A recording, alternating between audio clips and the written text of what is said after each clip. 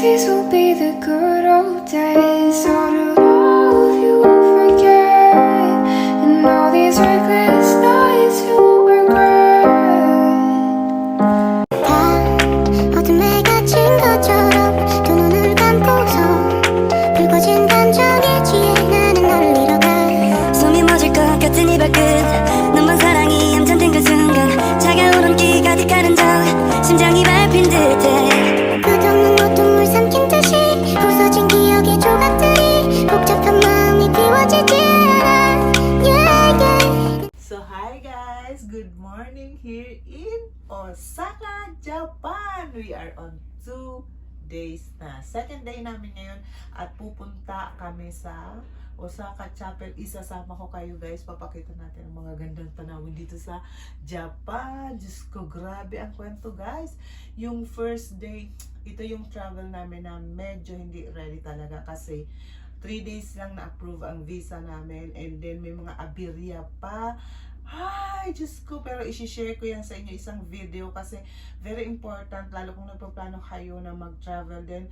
Napaka-importante, medyo mahirap kumuha ng visa pero may agency na. Isi-share ko din kung anong agency yung doon kami nag-submit ng mga papers. As in, akala ko hindi na matutuloy. Kaya una-una, ang pangalan ko nagkaroon ng problema. Pangalawa, sa air ticket na kinuha ng anak ko, which is promo lang. So, anong mabibili mo sa piso? Pupunta ka ng Japan. So, ayun nga. Pero, ang pagkasulat niya ng pangalan is kulang ng isang letter ang pangalan ko. Alam nyo, lilipad na kami, halimbawa, bukas or mamayang gabi kasi madaling araw kami umalis.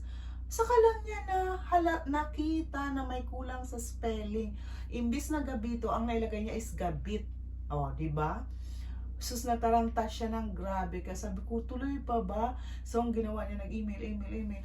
Sumagot naman, naayos naman ang Cebu pa. Thank you, Lord. So, yun, na-fix na talagang tuloy kami. Ay, pero siya hindi pa pala. Kasi, hindi siya pinayagan ng kanyang boss.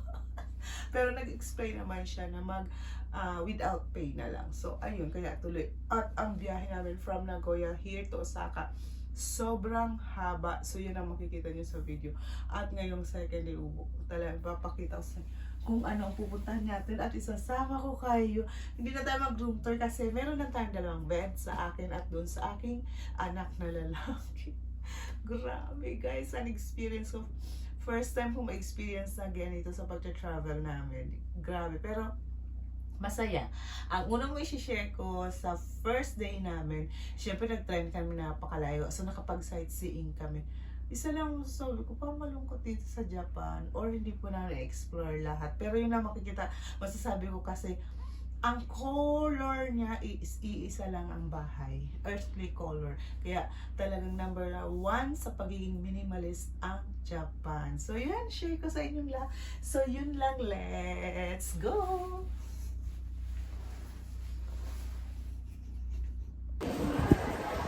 So ayan, kukuha tayo ng ticket.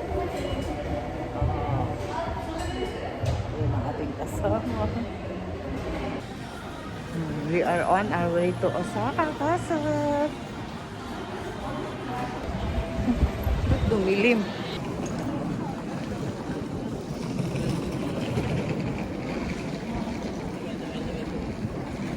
Look at that. Layo.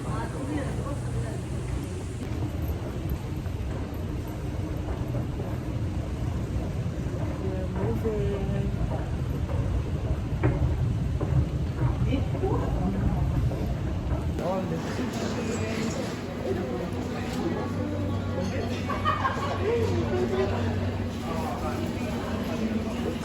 Guys, bago kayo ng Osaka kasi kailangan ninyo pumunta dito, kunin ang mga information. So, ayun na. I need a signature.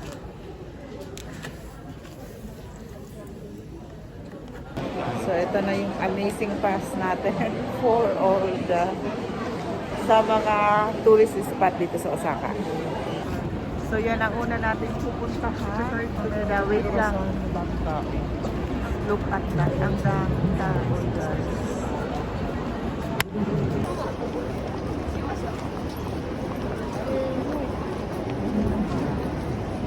Tayo doon sa building ng Sumeda. Ito yung dadaanan natin. Doon na tayo. Yun ang ating first agenda today. So, ayan. Daming tao pala dito. Oh, ayan. May ano pa. Ano itong ginagawa nila? Ah, skating. Yan na may skating. Daming tao, diba? さあそれではスタンバイが整ったようです。第3グループの演技を開始します。最初の演技は中学2年生ステラ・ルリアさんで So, ayan yan.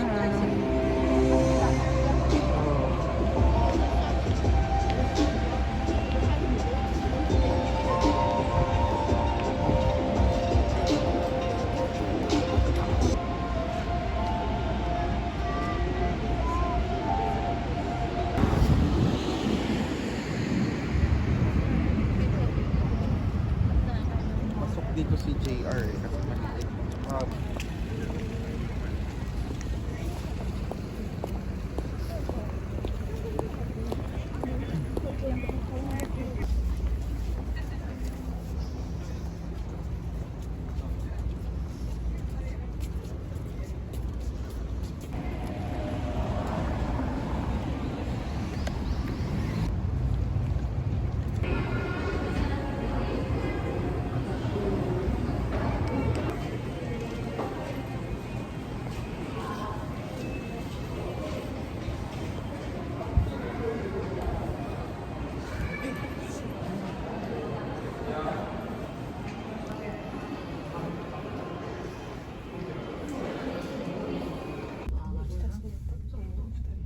지금 위치가 좀 굉장히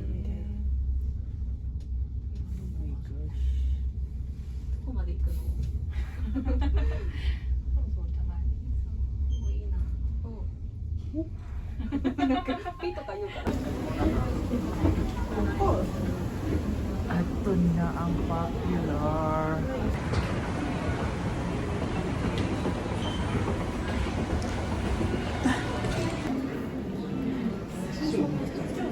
Let's go.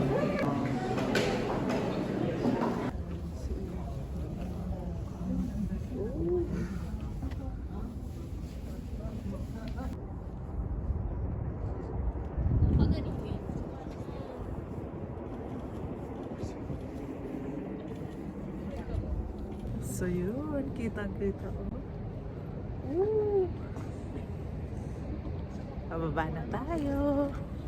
Siya, kakatakot. Ayun. Uy, huwag ka malikot, pisti ka. Okay.